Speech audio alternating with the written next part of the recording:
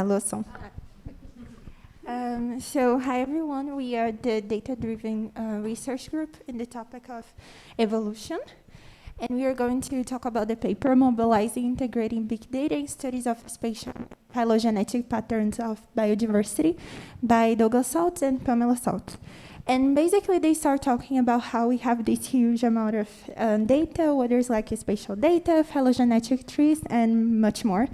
And those data, they were not only from current, but also collected many times ago with the herbarium collections and all of that. And they are saying, how can we integrate what we have in the biodiversity with the data science tools to help advance research, to generate new questions, hypotheses, and also to deal with the new challenges that we have nowadays that are threatening the biodiversity. So in the paper, they present some tools that we can use to collect, analyze, and integrate this type of data. The first one is the biodiverse package, and it can be used to do spatial analysis of diversity. They also talk about the Open Tree of Life. There is a repository where you can find phylogenetic data of more than 2.3 million species, so we are talking about a lot of phylogenetic data. And they also talk about the ICTP-SAIFR, that is integrated digitalized biocollections, where you can find more data in mostly spatial distribution, traits, and media data. And it has more than 72 million specimens data, so it's also a lot of data. The famous one, the Global Biodiversity Information Facility, that is okay, and it has spatial and distribution data for more than 500,000 occurrences of individuals in the world. They also present the Life Mapper, that is a platform that combines spatial and environmental data to do niche modeling. The map that has data, spatial and distribution data, and can do some analysis integrating these two types of data. The Biotaphy, that is a new platform that combines some of these other platforms and can also do some biodiversity modeling and some also integrated analysis. And the last one is also a new software called Arbor that can do phylogenetic comparative analysis. So then the authors goes on talking about how to integrate these different platforms. So they talk about 4 of them here. And you're going to talk about one of the workflows that they describe, that is this one. So in this workflow, they suggest you would get some species for which we have phylogenetic information, and then get the occurrences of these species, the occurrence registers, and then use the Life Mapper tool to do the ecological niche modeling and to see the niche of these species. And then you would combine this information and the phylogenetic information in the Arbor platform, and you would be able to do evolutionary models and things like that to understand, how, for example, how do niches evolve through time and many other interesting things. It's important to say that perhaps all these workflows, or most of them here, are not special in the sense that they are not new, but what the author suggests here is is to do this for thousands of species. So it's common for you to see using this kind of tools for 100 species or something like that. But the idea is to integrate this amount, massive of data from different platforms to do this analysis for thousands of species, which would give us good insights about biodiversity evolution and biodiversity conservation that are so needed in these days. So that's it. Thank you so much.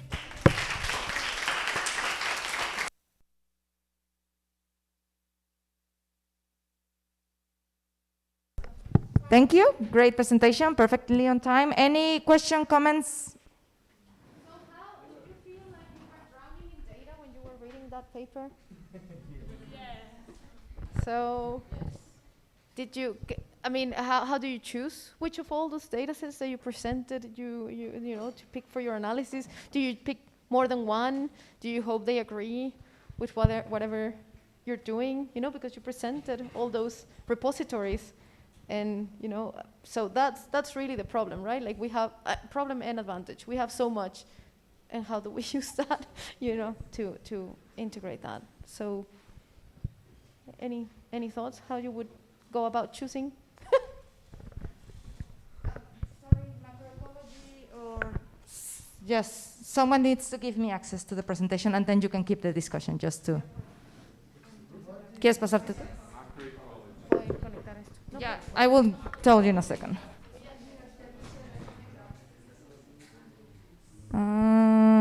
Joan, big data and microecology.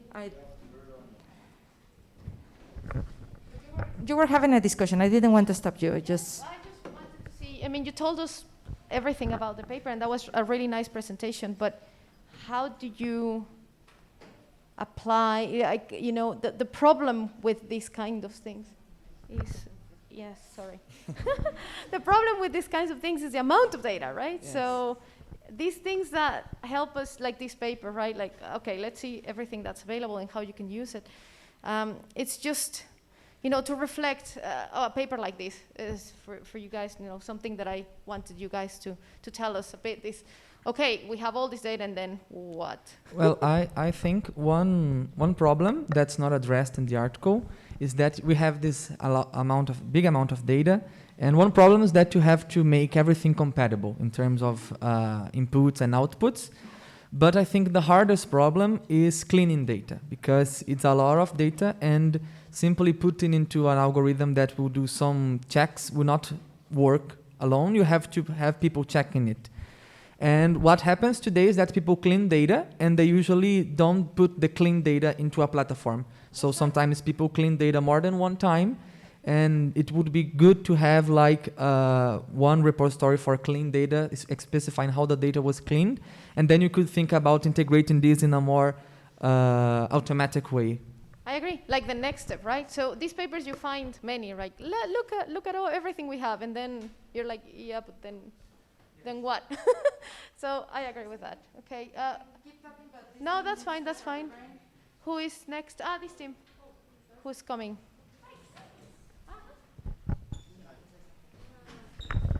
And about like what we do with you, I believe like in the paper it says like, okay, how we can like generate hypotheses using that tools and the information, and how like we can do like a whole paper without having to like collect new data or doing like a new experiment. So all based on already collected data. Yes. I like have a question/comment about cleaning data, because cleaning data for us, it's not like the same thing as cleaning data for you guys, because it's different, right? We get the occurrence records, and we have to go like through each one of them to see if they manually, if they match with the description and everything. But you work like with 30,000 instances, right? Do you do it one by one? It was a question that I had during last. No, that's a good question. I mean, for our data collection, we do it by one, and it's a big team, right? But we don't get to those numbers. Now, for the one you download, this is right. Like, we cannot do it one by one, and the only thing we can do is see the distribution of variables, and does that represent what I know about? I don't know if it's a disease, but it's hard. Yes, no, I agree.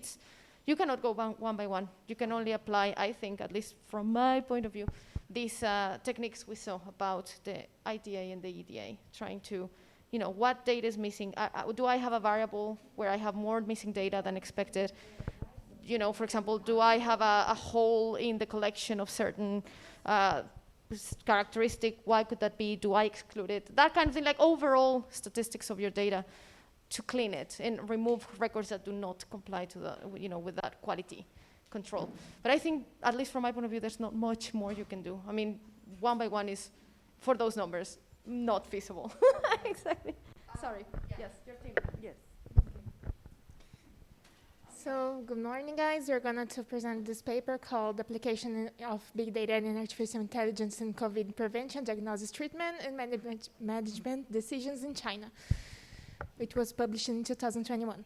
So just to give you a little bit of context, this paper is about Oh, well, we know that COVID-19 pandemic was the most severe global emergency that we have the first years. And this paper talks about how to employ big data and artificial intelligence to develop tools and support decision making in all of these different domains. So the Chinese government was the first one to use these tools since the virus identification to control the population transit, to development of vaccines, clinical prediction, and also use this big data to statistical analysis and epidemiological surveillance. So we are going to talk about this. Oh, okay. I had the pointer to change, but basically this is one of the examples. The first one that they talk about big data and COVID prevention and control. This is basically what they call the health QR code. It has like 3 states, which of course it's intuitive, and it means that here you either have COVID or you were in contact with someone who had COVID.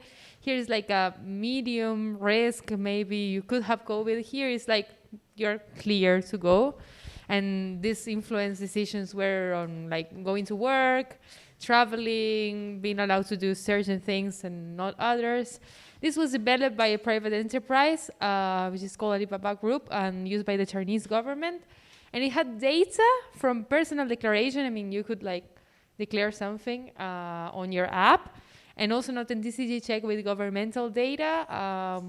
This made us think about like private enterprises doing science, private enterprises handling data privacy as well, and also reproducibility, because some people try to like enter on this that they put in the paper. So maybe you think, oh, this is gonna be useful, but we couldn't. So. Okay, then the authors start to discuss about how to use artificial intelligence in COVID diagnosis and treatment.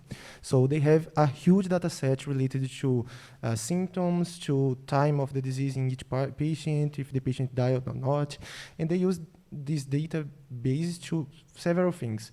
For example, they use this to early diagnose the disease in a patient, to suggest treatments, to manage the risk of patients that should go to a intensive care or not. They use it also database to discover new drugs to treat COVID, like what pharmaco would be better to treat each symptom. And they also use this to help the development of vaccines. Because sometimes the vaccines to develop are hard to do manually, but the artificial intelligence could help this to go faster. And all these things lead them to improve the treatment quality, for example, for the physicians, and save money resources for the government, and improve the effectiveness of vaccines to the scientists, for example. Next, they show this model that uses several symptoms, and they, depending on the symptoms, the severity of the symptoms, they go to a probability of the individual have a critical illness. And this model is open science, it is available. Also related to control and management decisions, they said that they had this database that was shared cross-regional, and based on the database, they could identify the population in risk, and with this they can also know how to control the population in some way, to know who can go out and who couldn't, based on risk. And this is related with what Denise talked before about the health QR code that was also like a certificate in order to know who can leave the country, go back to work, and also school. And at the end, they created also with people's information on phones an epidemic map to know the same things, like where is the disease moving to. Finally, we can see that COVID-19 has promoted the use of big data and artificial intelligence in the epidemiological surveillance in order to find epidemics early stages, improve diagnosis of the treatments, and develop vaccines. Yes, I think that is enough. Yes, well, almost. Well. Thank you. Perfect time. Yeah. Okay. So can you coordinate discussion? Well, I wonder, this is all positives, which I think, yes, big data and open, free, all of this amount of data, it's good and aids vaccine development, as you guys said, but you said it was a private company facilitating all of this, right? So what are the interests of this? Like, do they get anything? Do they have an agenda? Does it impact what kind of data is collected? Do we know anything like that? Oh, like about that specific, no. Like it doesn't say anything. Maybe because the paper is also a little bit congratulatory towards the Chinese authorities. We also talked about that it has like weird phrases like, oh, upon like the arrival of COVID, the president put people's lives first. So it already has some conflict of interest in that sense. And they were financed by China, of course. So, for example, you could have gotten all positive, right? Sorry. Thank you. So this is a good example of, getting all a positive view of the Chinese, maybe, right? But who wrote it and who were, what were their intentions? So I think most of it is true. Maybe all of it is true, but there's another side that maybe is not being considered, right? With the other interests or the other investigations that were being done as well into Yes, actually at the end of the control part, they say like, oh, now we did this, so maybe the rest of the world should follow this in order to the other years to become better and something like that. They are always like throwing flowers, I don't know the expression, to them all the time on Very the paper. congratulatory, as you said. Yes, that's what we say in Spanish, yes, that's right. Echando flores, así mismos. Yes. So exactly, that's a good point. So just, whoever wrote this maybe has some interest of putting the Chinese politics, on top. But thank you. That was very good.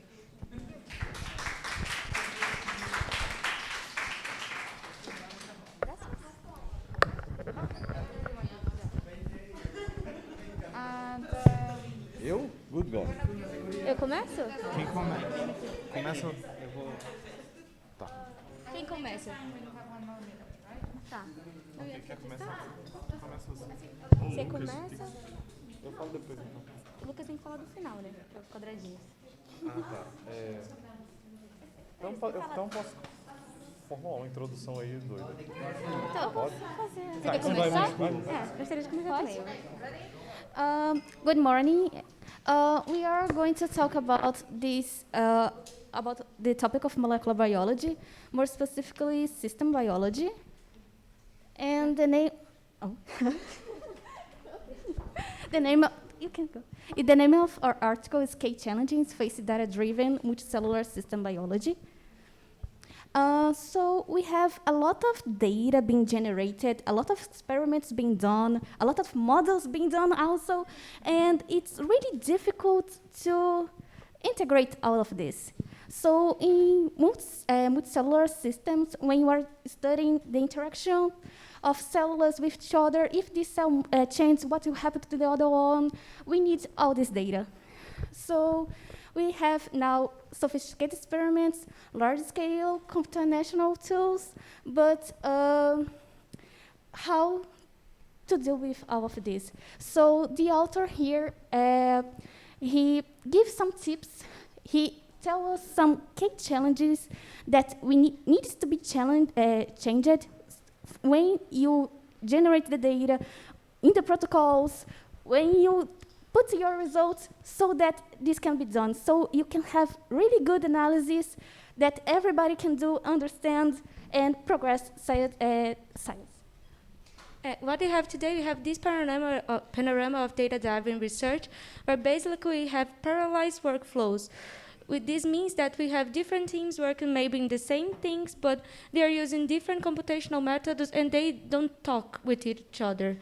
So the authors say is that in the future, the ideal word for systems biology would be a word in which we would use interoperable tools to do all parts of the study. So we could work at the end with community data, curated data, and this way we could aggregate all the knowledge in one. We could talk with each other in a better way. Okay, so these are more or less the key changes that he said. We are not talking about all of them, we summarizing all of them in a fluxogram. Okay, can you pass? Okay. So basically, what they're saying is we used the path of production of a research work as a way to organize all the topics that they cited. So first of all, they are talking about the standardizing protocols that are used for the system, for this area of multicellular system analysis. And they mentioned like that they have to have public and curated data libraries and data standards specifically to share data between each other. They talked about it is important for an area to have a benchmarking data set so they can compare between different models and different ways of interpreting data. Supporting computational tools, in some sense, you have to be able to use different softwares to deal with the same format of data to compare between interpretations. Reproducibility, which it is about it specifically. And one thing that is important that they mention is that it is about observational representations, that they have to find a way to make the human interpretation readable by a machine in a way that machines could read and understand the way that we interpret data for them to make this for us like automatically. So they're talking about this too, because if we do not have this, the velocity of a research area will be limited by human capabilities, not by machine capabilities. And finally, they are talking about that the theorists and experimentalists should talk because you have to design experiments that answer questions. So that's it. We want to talk more about it? No, other things. You can do more comments. Well, the conclusions are there, but I can go another way, which is to say that essentially the area of systems biology and even more multicellular systems biology and the idea of data-driven research are kind of inseparable, because I think the area of systems biology essentially arises out of being able to produce a lot of variables and data from the complex systems which arise from the smaller biological processes. So those topics of the article, those challenges are really not only central about data-driven multicellular systems biology, but the area itself. So. Thank you.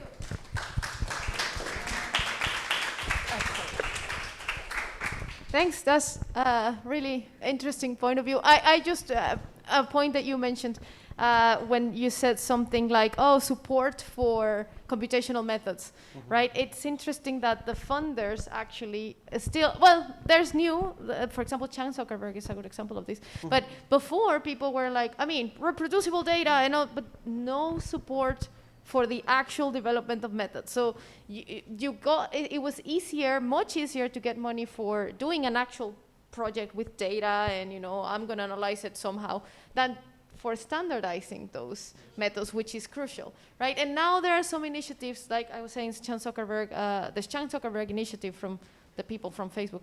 At least they have a branch that is just focused on the reproducibility of science, and I think they're doing good work, at least in that area. So it's improving. Yes, one thing that is funny about this paper is that this is basically the dilemmas that all biological sciences is facing in each different area. They have to solve all that stuff, so it's kind of a nice thing to see. It's the next frontier, as you guys said, the future. Yes. Thank you.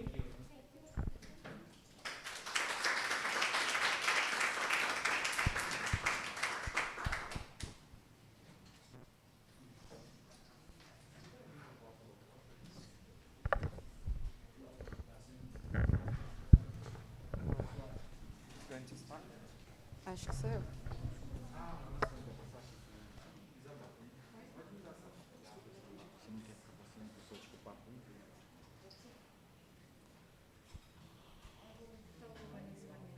Okay.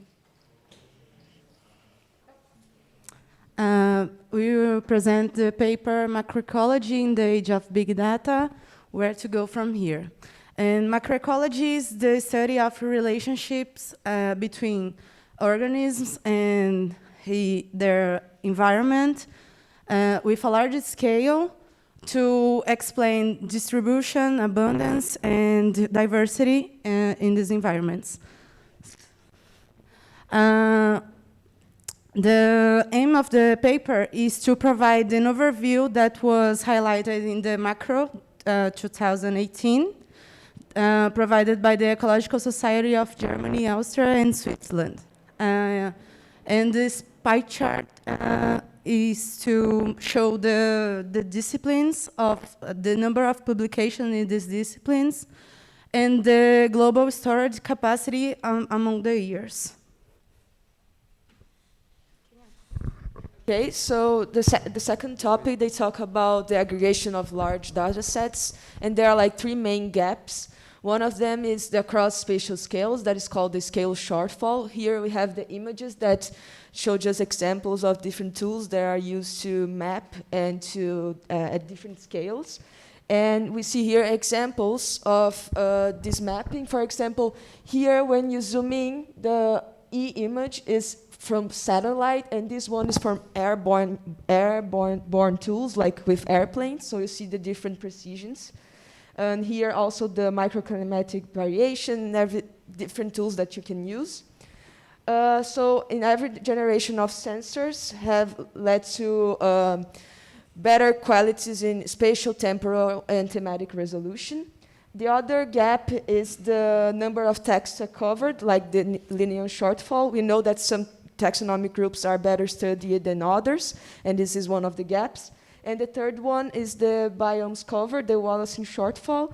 Here's just an example. For example, the numbers of observations on relative log scale from BN, which is like vegetative information from plants. And we see that Russia, for example, has 0. And other countries have different values. So just an example of this kind of gap. So a lot of this data that's being generated, as she told us, it's being available in a lot of data portals that we can download and use it. But the thing is, most of this data is disaggregated. So we have like point occurrences in a portal and the traits of the species in another portal. And there are some initiatives to aggregate this data, such as the plant trait database and the splot that they put together the traits of the plants and the community composition, so you can analyze this thing together. And to do this, you need to integrative methodologies, such as occupancy models and joint species distributions, that you see the distribution of all the species together. And we need also tools to facilitate the work, and some of the tools that they cited, we already saw in other courses, that is Taxon Stand and Coordinate Cleaner. Yeah, and there's always like uncertainty and bias in biodiversity data. For example, I took here all the occurrences of bats, any kinds of bats in South America, and this is from GBIF. And as you can see, there's like huge gaps in the Amazon, but no one honestly thinks there are no bats in the Amazon, right? So data is biasly collected. And on top of that, sometimes you can have like perfect occurrence records covering all of the area, but they're like evenly spaced. And then you realize that they come from like atlases or something. So one way to work around with that is to make ensemble of models, and that's the main point of this bias propagation part of the paper. So now talking about some methods in big data that they show us. This part of the article starts with the question, how can big data approaches contribute to the ongoing quest of identifying processes rather than only documenting patterns in macroecology? So they give us 3 methods. First, large-scale experiments combined with observational data, which they call macroecological experiments to see processes in a large scale for the environment. Mechanistic modeling, models based on processes, which is a way to extrapolate processes from small-scale experiments.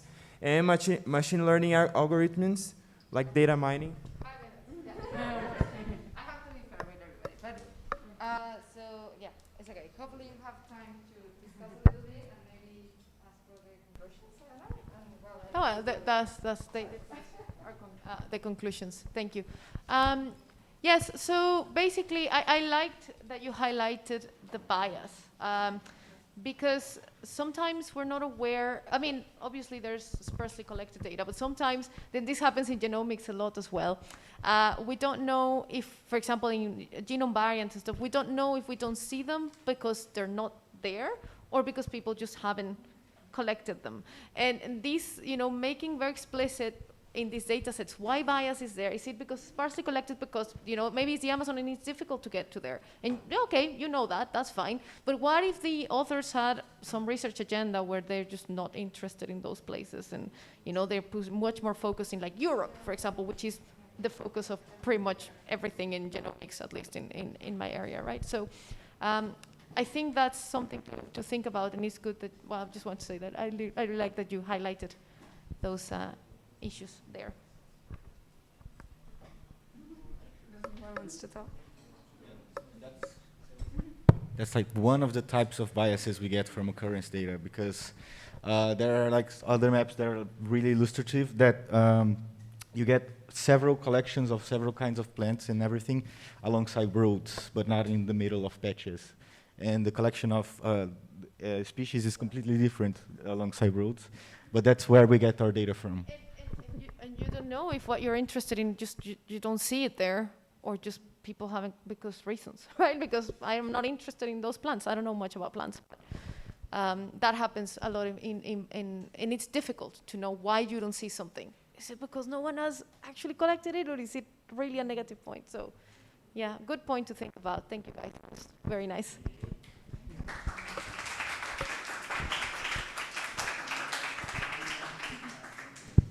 So this is the second to last theme, and if you can please come here. And the last theme that I think is neurosciences, I don't have access. Okay, so yeah, fix it for me. Is Sirat or Sirat?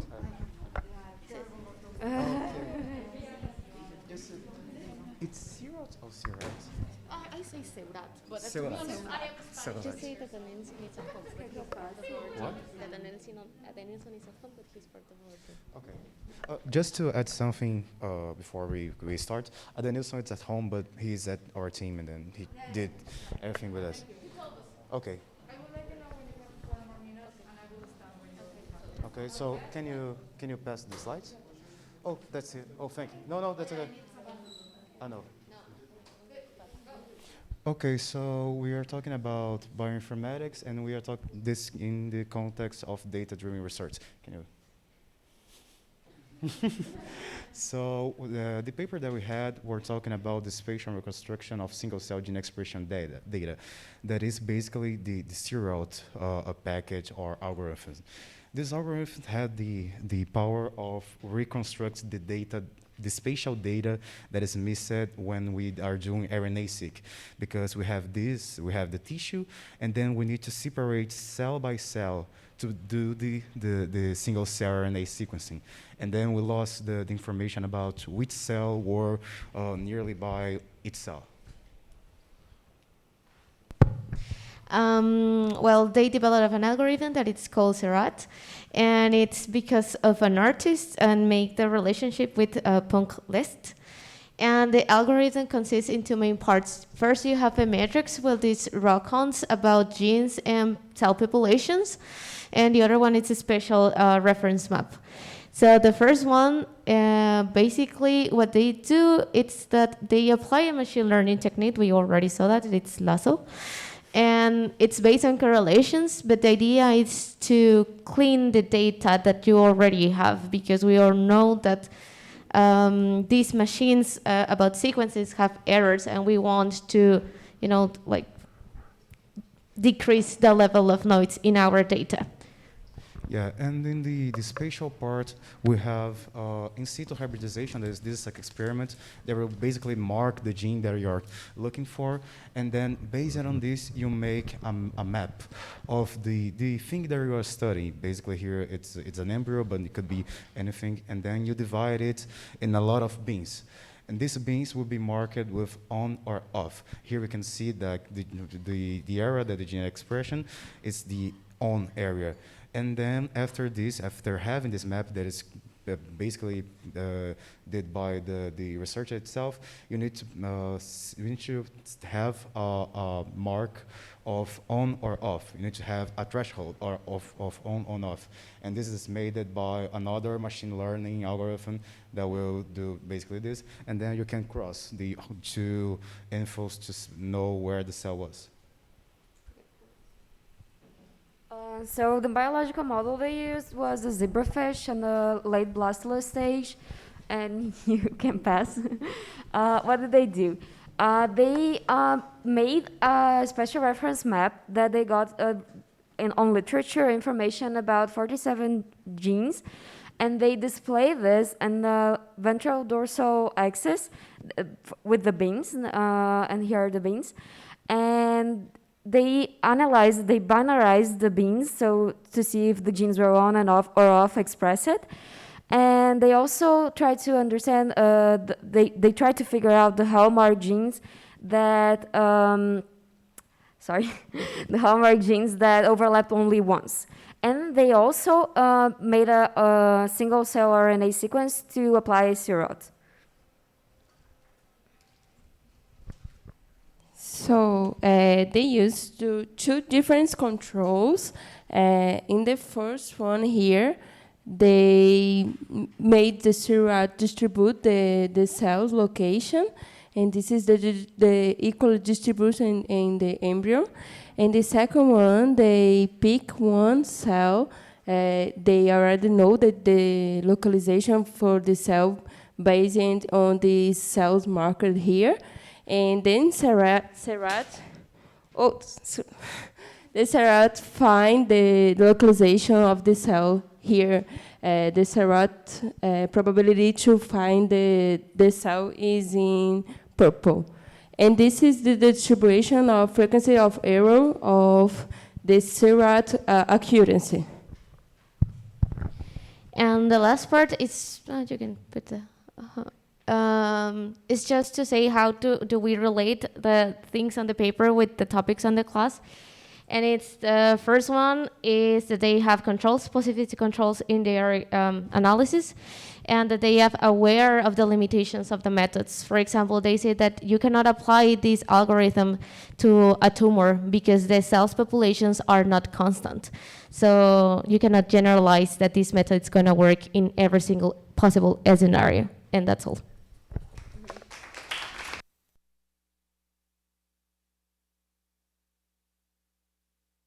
Great talk. Thanks. I like the conclusions. And it's interesting you picked Serrat because it is the most used method for single cell analysis, but there was a paper more or less recently that estimated that there are more methods for RNA, for single cell RNA sequencing analysis than data sets of RNA. Single cell RNA sequencing. So it just became, how you choose a tool. This one is used because it's easy. It's like an R package and you can use it. But is it the best? To be honest, I don't know. Like I guess it depends on what you're investigating, but that's also the problem with, at least bioinformatics guys. You have so many methods, and how do you pick? There are many papers trying to teach you how to pick a method, but it's, they get updated every year. It's complicated. So just, this is great, but it's just one out of many, many, many. Thank you. That was really nice.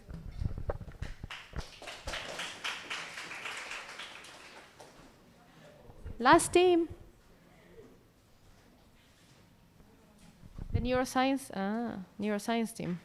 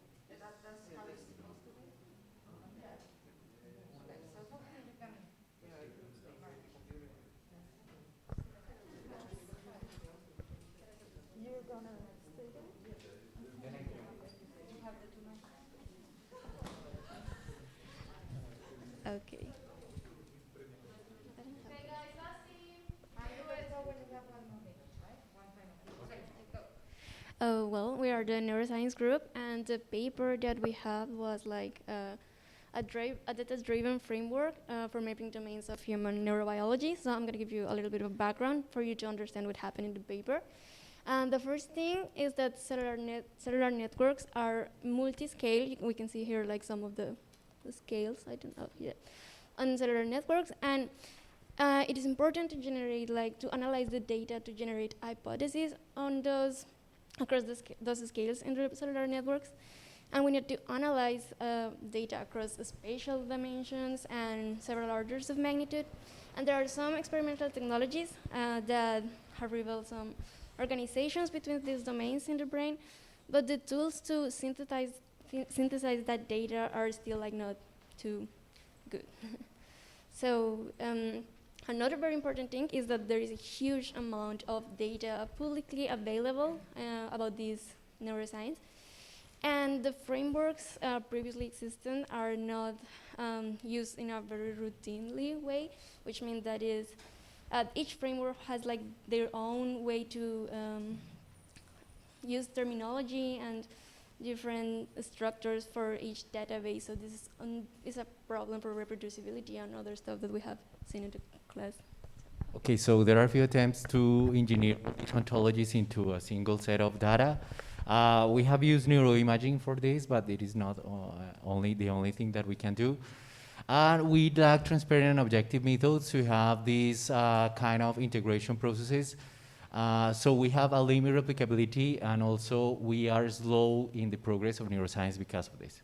So, next, please. What do we have? We have the Diagnostic and Statistical Manual, which is used in psychiatry. It is symptom-based. It means that it is highly comorbid. It is very heterogeneous, and it is poorly predictive. So it's not very useful to connect all these scales in neuroscience. We also have the research domain criteria. It is driven, expert-driven framework for mapping the circuits of the brain. But what are the shortcomings of this? It is largely untested, and the reproducibility is still low. So that's why they did this kind of research. So the objective of that work was to create a framework analyzing different data from PET and fMRI, and create a new framework that can describe better the domains of the domains of the brain. And they used 25 years of data and more than 2,000 articles to create this framework. So they use natural language processing with machine learning and deep learning techniques to process all this data. And they map the neurobiological domains, linking the mental functionalities and the brain coordinate data that is explained in all the articles that Amanda says. And the resulting data-driven framework, they evaluate this with 3 ontological principles. There is reproducibility, modulatility of the domains, and the generalizability of the domains for a single study. And they use this for all the for all the framework that Sebastian says. Yes, so just to go very quickly, I think that these results there's a lot of things to look at, and I think they can be very nicely visualized in this website that they created, where you can look at domains in the brain, and it, yeah, I can zoom in, right? So, well, okay, it's not loading here, but if you load this page, yeah. If you load this page, you're going to look at something like this, where you can look at the various regions of the brain and what kinds of functions are associated to each domain. And then the paper further connects this then to DSM data, so you can look at associations between these things and then various forms of mental illness and things like that. So, yeah.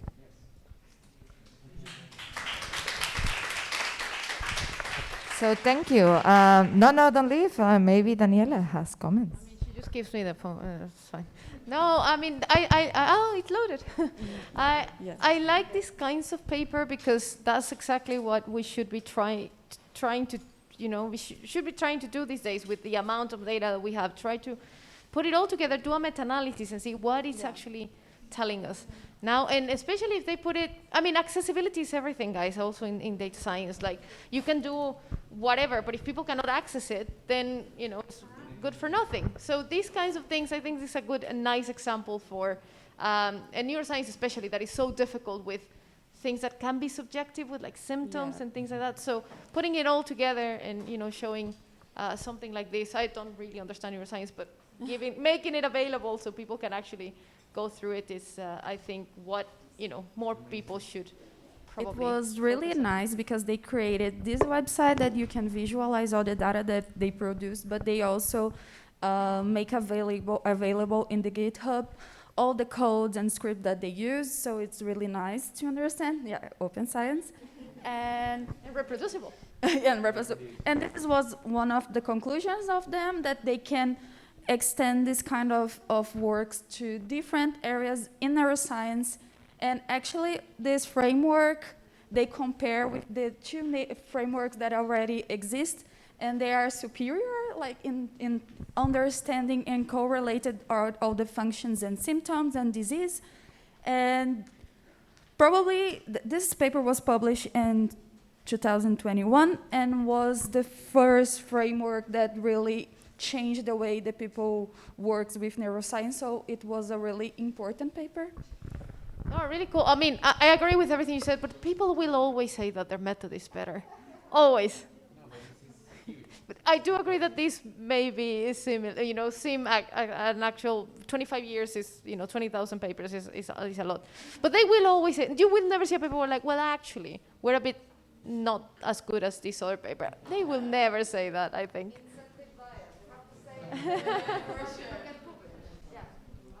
Guys, this was great. I hope you like your papers. Oh, we should clap, yes.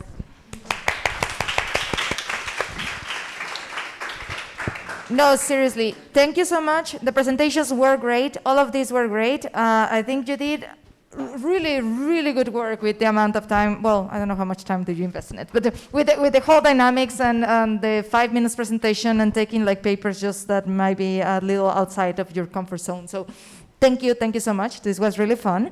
I know you already know the results from the evaluation, but so if it means anything to you, for me, you all have perfect score. If we had to grade you, we will give Everyone has a 10. A 10. Yay. A 10 of 10. And the class was really fun for us.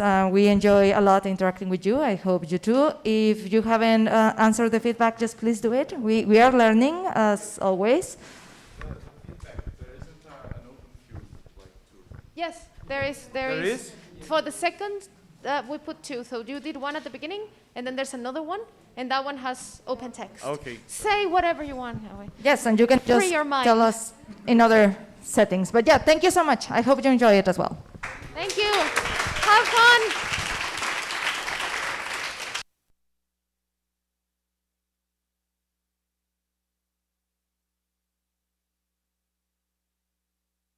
Well, thank you very much, Daniela and Mariana. Please.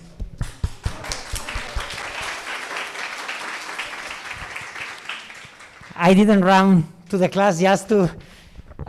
So we have a picture. That's why I'm looking for Natalia. If you don't mind, I'm gonna take them and I'll be back. Yes. A photo? She's coming. Yes.